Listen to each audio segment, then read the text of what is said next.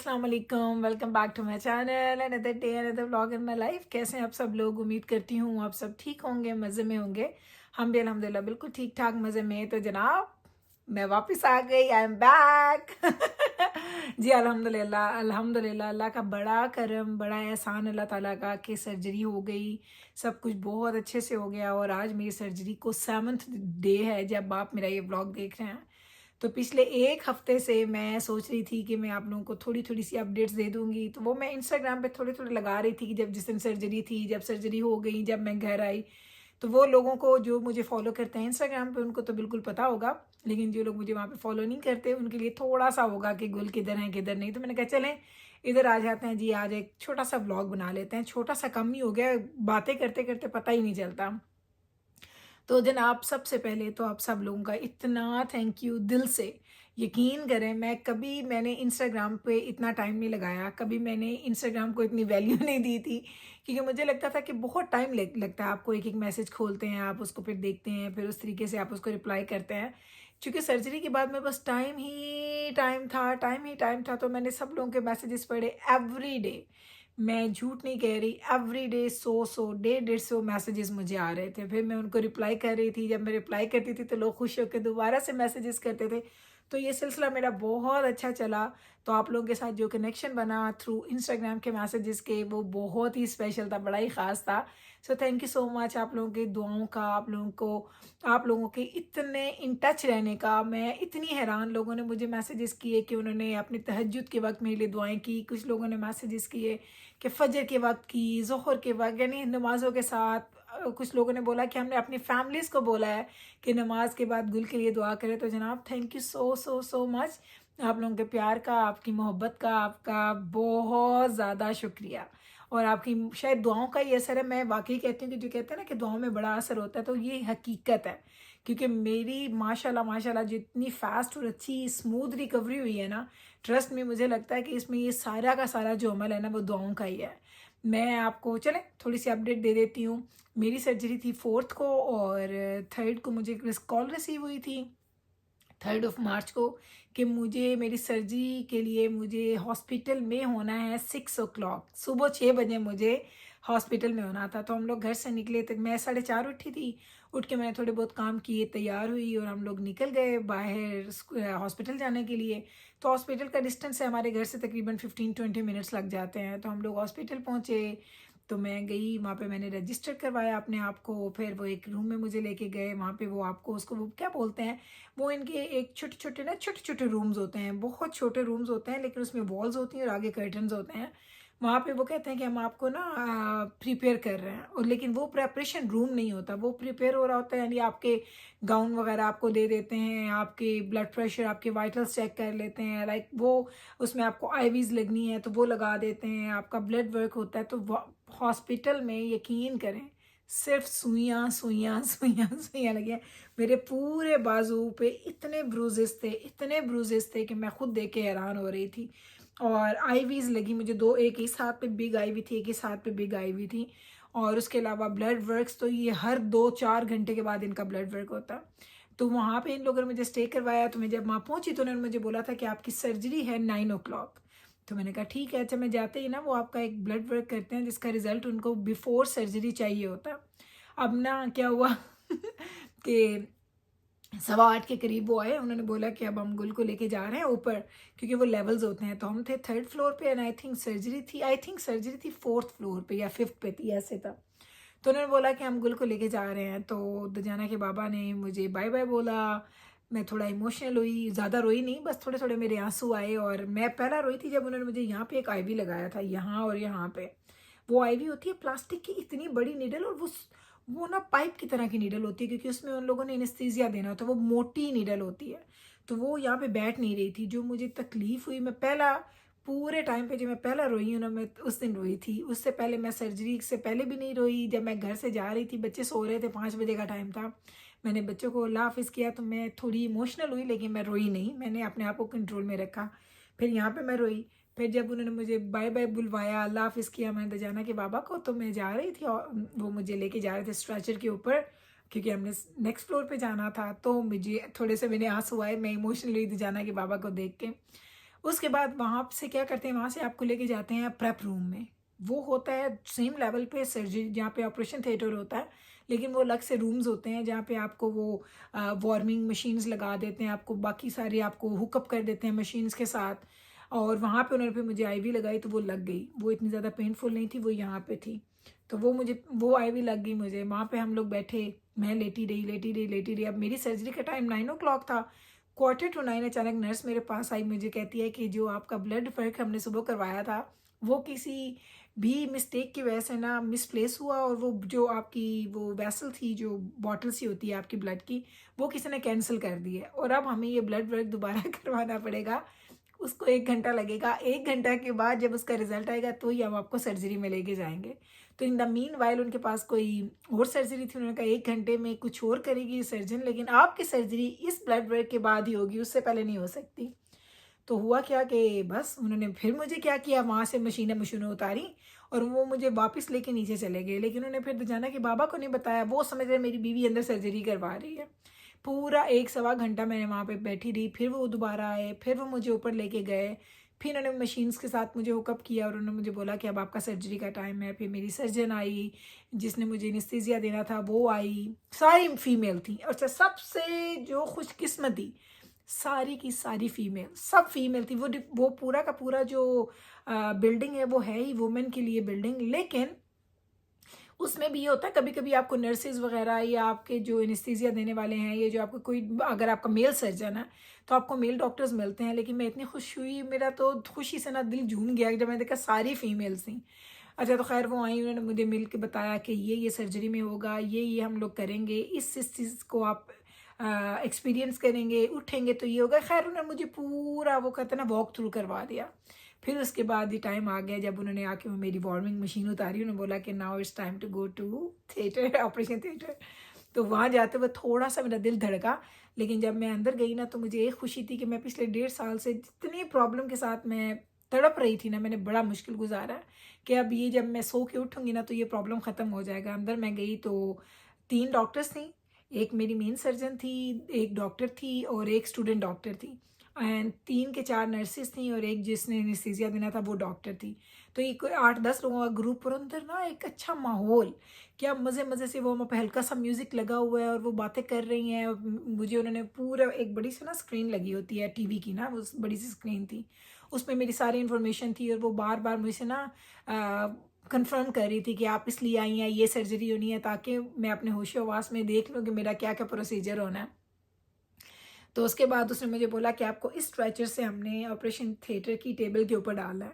तो मैंने कहा मैं खुद अपने आप को मूव कर सकती हूँ। तो वो खैर उसकी हेल्प से मैंने अपने आप को मूव किया, और मैं हंस रही हूँ, बातें कर रही हूँ। तो मुझे कहती है, मेरी सर्जन ने मुझे बोला, कहती है गुल, मैंने बड़े कम लोगों को इस टेबल पे इतनी हिम्मत के साथ हंसते हुए देखा है। लोग हमेशा यहाँ पे टेबल पे जब आते हैं ना, लोग घबरा जाते हैं। तो मैंने उसको बोला कि डॉक्टर कि मैंने लास्ट कितने टाइम से मैं इस चीज़ का वेट कर रही थी, तो मैं नर्वस हूँ, मैं थोड़ी स्केर्ड भी हूँ, लेकिन आई एम हैप्पी कि मैं इस चीज़ से ना अब डन हो जाऊँगी। तो फिर मुझे जो जिसने मुझे एनेस्थीसिया देना था, उसने मुझे बोला कि नाउ हम आपके चेहरे पे एक मास्क रखेंगे, इट टेस्ट बैड, लाइक वो कहती है जैसे ना रबर का आपको उसका टेस्ट आएगा, तो आपने काउंट करना है, आपको ना 7 डीप ब्रेथ इन करनी है, नो टू मच, लेकिन आपको डीप ब्रेथ करनी है इन। और इधर से उसने मुझे दिखाया, या उन्होंने मेरे बाजू ना यूँ टाई कर दिए थे, टांगे भी सीधी रख के उस पर स्ट्रैप लगाए, स्ट्रैप किए नहीं थे, पर मेरे बाजू ऐसे थे और टांगे ऐसी, उन्होंने कहा इसको हमने टाई करना है। तो जो मेरा ये वाला था ना आईवी, इसके ऊपर उसने वो इतना बड़ा इंजेक्शन था उसके पास, उसने कहा ये हम आपको ना एनेस्थीसिया देंगे। तो जैसे उसने वो प्लास्टिक का एक मास्क रखा मेरे मुंह पे, उसने मुझे बोला, तो मुझे याद है मैंने 7 तक काउंट किया था। उसने मुझे बोला था काउंट करना कि तुम कितने सांस ले सकती हो इसमें, तो मैंने 7 लिए थे, 7 तक मैंने काउंट किया, and then I was out.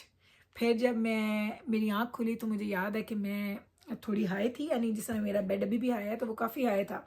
तो मैं हाई लेटी हुई हूँ और मेरी आँख खुली तो मुझे इतना पता था कि मेरी सर्जरी हो गई है, क्योंकि मुझे उसी वक्त 1 सेकंड में याद आ गया कि मैं थिएटर में गई थी। तो मैंने उसको बोला, इज़ माई सर्जरी डन? उसने कहा हाँ डन। तो फिर मैंने उसको बोला कि तुमने कट कैसे लगाया है, ऐसे लगाया है कि ऐसे लगाया? तो वो मुझे कहती है, हँस के कहती है कि तुम्हें इस वक्त ये फ़िक्र है? मैंने कहा हाँ। फिर ये बात हुई, फिर वो मुझसे पूछ रही थी कैसा फ़ील कर रही हो, क्या दर्द हो रहा है, नहीं हो रहा? तो वो ख़ैर बातें हुई।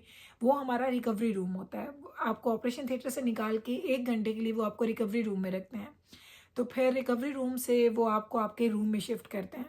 तो मैंने दजाना के बाबा को देखा था 8:15 बजे, सर्जरी मेरी शुरू हुई थी 10:30 बजे, लेकिन जब मैं रूम में गई हूँ उस वक़्त टाइम था 2:30 बजे का। तो टोटल जो प्रेप रूम से लेके और सर्जरी से बाहर निकलने तक, रिकवरी रूम से बाहर निकलने तक का जो टाइम था वो 5 आवर्स का था। तो दजाना के बाबा तो कहते मी तो मैं कहूँ अभी तक बता नहीं रहे, ढाई 5-4 घंटे 3 घंटे, वो बेचारे अकेले बाहर, बच्चे वगैरह साथ नहीं थे। तो फिर मैं रूम में, फिर इसके बाबा आए तो फिर मैं होश में आई। वो काफ़ी पेनफुल था, वो काफ़ी ज़्यादा दर्द और वो तकलीफ़, और फिर वो जो आपको एनेस्थीसिया दिया होता है उसका भी असर होता है, बार बार नींद आ जाती है। लेकिन वो नींद ऐसी होती है, मुझे सुनाई दे रहा होता था कि क्या लोग बातें कर रहे हैं, लेकिन मेरी आंखें नहीं खुल रही थी। तो पहले दिन वाला तकलीफ़ का दिन था, लेकिन फिर अगले दिन उसके बाद जब उन्होंने यूरिन बैग भी निकाल दिया, यूरिन कैथेटर उन्होंने रिमूव कर दिया, फिर मैंने वॉक स्टार्ट की तो अल्हम्दुलिल्लाह मैं बेहतर हो गई। फिर तीसरे दिन हमें घर छुट्टी मिल गई, तीसरे दिन हम घर आ गए, और घर आने के बाद अब मैं यहाँ बेड पे बैठी हूँ।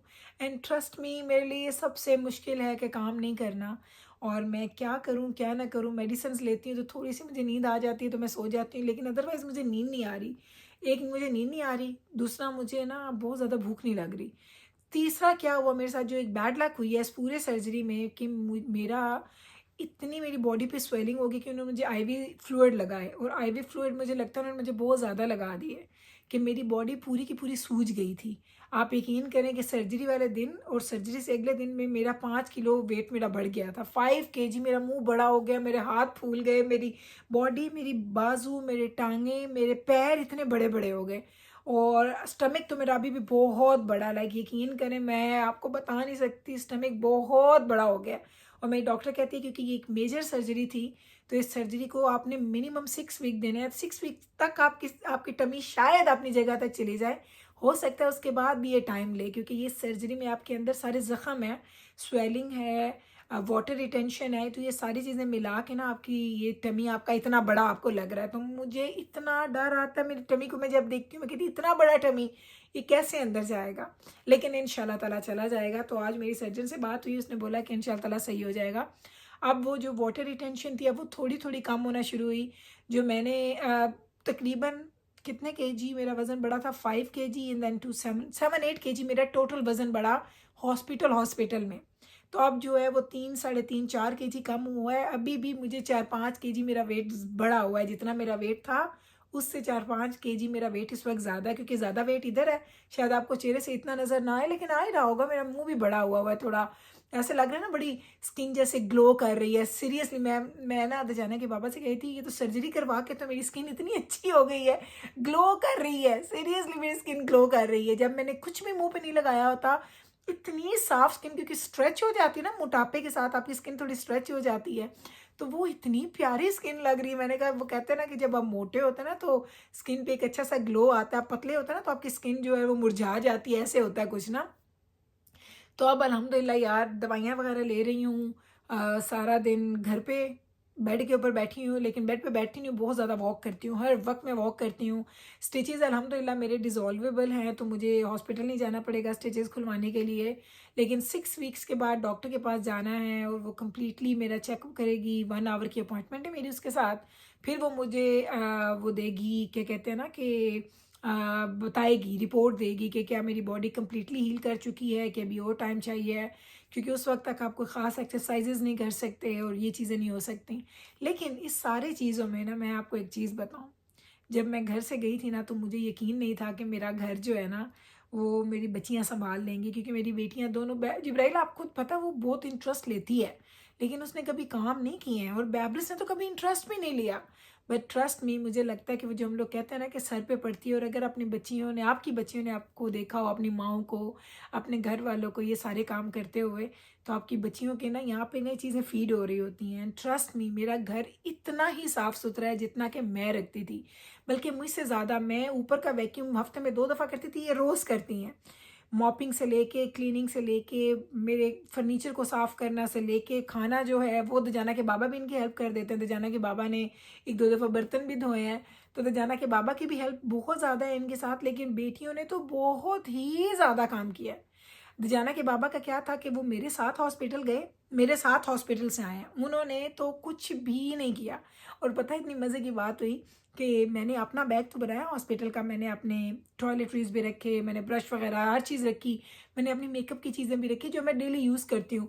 मैंने कपड़े रखे चेंज करने के, क्योंकि मुझे पता था मैं गाउन में वहाँ नहीं फिर सकती, क्योंकि गाउन आपको पता सारे ओपन होते हैं। तो मैंने सेकंड डे मॉर्निंग में ही अपने कपड़े पहन लिए थे घर के। तो मैं हैरान, मैंने कहा कि ये क्या दीजाना के बाबा के मैंने पैकिंग नहीं की। मैंने कहा वो तो घर आएँगे तो वो खुद नहा धो के तैयार होके चले जाएँगे। अब उन्होंने हॉस्पिटल से कदम बाहर नहीं निकाला। अब वो हँसे, वो कहें मुझे लगता है मैं मरीज़ हूँ क्योंकि उनकी शेव बढ़ गई, सर के बाल बढ़ गए क्योंकि वो शेव करते हैं। तो वो हँसे, वो कहें लगता है कि मैं मरीज़ हूँ और तुम मेरे साथ ना केयर करने के लिए मेरी आई हुई हो। हमारा ये हाल था। मैं ऐसी फ्रेश और वो बेचारे बीमार लग रहे हैं। मैंने उनका कोई सामान नहीं रखा था, लेकिन मैंने कहा अब आपकी मिस्टेक है, आप घर ही नहीं जा रहे, आप घर जाएँगे खैर से तो आप चेंज करके आएँगे। तो खैर उन्होंने मेरा बड़ा ही ज़्यादा साथ दिया और यकीन करें मेरा ख़्याल है कि आपकी बीमारी जो है ना वो आधी हो जाती है अगर आपकी फैमिली आपके साथ खड़ी होती है। और मेरे साथ तो ये था कि मेरी फैमिली ये सिर्फ़ 4-5 लोगों की नहीं है, मेरी तो इतनी बड़ी फैमिली, आप सब मेरी फैमिली का पार्ट हैं। आप लोगों की दुआएँ, आपके मैसेजेज़, यकीन करें कि मुझे इसके पापा कहते फिर तुमने फ़ोन पकड़ लिया। मैंने कहा अब इतने प्यार से लोग मैसेजेस कर रहे हैं और मैं पढ़ती हूँ तो मैं उनका रिप्लाई ना करूँ, ऐसा हो ही नहीं सकता। तो ये सारी की सारी जो मेरी जर्नी थी उसमें आप लोगों का इतना वो कहते हैं ना इनपुट रहा है ना कि मैं आपको बता नहीं सकती। तो मेरी फैमिली प्लस आप लोगों से, आप लोगों का प्यार, आपकी मोहब्बत, सब ने मिलके मेरी इस पूरी की पूरे जो जो मेरा ये था ना सफ़र था, या जो मेरी ये जो एक मैंने एक चीज़ करनी थी, एक वो फ़ेज़ था मेरा, उससे आप लोगों ने मुझे गुज़ारा है। तो जनाब अब कोशिश करूँगी रोज़ थोड़ी-थोड़ी, छोटी-छोटी वीडियोज़ बनाऊँ। हो सकता है रोज़ ना भी आए, क्योंकि अभी मैं बहुत ज़्यादा स्टेयर्स नीचे नहीं जाती, शायद कभी-कभी 1 आध दफ़ा उतर जाती हूँ, लेकिन ज़्यादा नहीं जाती। लेकिन मैंने हॉस्पिटल में छोटे-छोटे क्लिप्स बनाए थे खाने के, चीज़ों के, वो भी आपको दिखाऊँगी, आपके साथ शेयर करूँगी और इंशाल्लाह ताला अपडेट्स देती रहूँगी लाइफ़ में क्या हो रहा है। कोशिश करूँगी कि रोज़ ही छोटा-सा एक व्लॉग ऐसे कर लें, बातचीत कर लें, आपको अपडेट्स दे दूँ, कुछ ऐसा कर लें ताकि एक वो कहते हैं ना हमारा वो कनेक्शन बना रहे। अभी करती हूँ, मेरा व्लॉग इतना लंबा हो गया, वही मैंने कहा ना जब मैं बातें करती हूँ ना तो मेरे व्लॉग बहुत लंबे हो जाते हैं। जब मैं फ़िल्म करती हूँ तो व्लॉग छोटे रहते हैं। तो अब मैं यहाँ पे करती हूँ अपने व्लॉग का एंड। उम्मीद करती हूँ कि आप लोगों को आज की मेरी बातें सुन के, चीज़ें सुन के आपको मेरी लाइफ़ के बारे में अपडेट्स मिल गई होंगी। अब आप लोगों को भी इतनी फ़िक्र नहीं होगी, आपको पता होगा कि गुल माशाल्लाह आप बेहतर हो रही हैं। तो इसी तरीके से जैसे आपने दुआओं का सिलसिला मेरे लिए जारी रखा है, प्लीज़ रमज़ान में ऐसे मेरी दुआओं मुझे अपनी दुआओं में शामिल रखिएगा, क्योंकि दुआओं की तो ज़िंदगी में हर वक़्त ज़रूरत रहती है। इंशाल्लाह ताला मिलूँगी कल आपके साथ या परसों या जब भी आपको मिल गया, आपको नोटिफ़िकेशन तो आ ही जाएगी कि गुल ने व्लॉग अपलोड कर दिया है। आपसे मिलूँगी कल इंशाल्लाह ताला सेम टाइम पे, सेम चैनल पे एक और नए व्लॉग के साथ। तब तक रखें आप अपना ख़्याल, हमें रखें दुआ में याद। टेक केयर जी। अल्लाह हाफ़िज़।